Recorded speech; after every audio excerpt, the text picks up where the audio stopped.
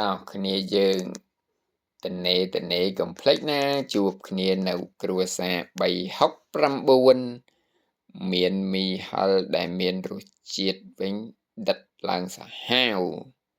គោឡើងភ្នំអាំងក្តៅហុយឡើងឈ្ងុយ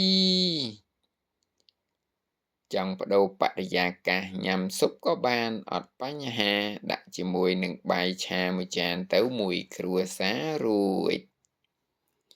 ចង់ញ៉ាំជាប្រភេទគ្រឿងក្លែមងៀតគោងៀតក្របីសាច់គោអាំងទឹកប្រហុកមឹកអាំងផ្កាអាំងក៏បានអត់បញ្ហាដាក់ជាមួយនឹងរបស់ត្រជាក់ទៅចាប់មាត់ជីបតែម្ដងកន្លែងអង្គុយចង់ outdoor ក៏បាន indoor ក៏បានបំពេញតាមតម្រូវការរបស់ម៉ួយគ្រប់យ៉ាងអរគុណច្រើន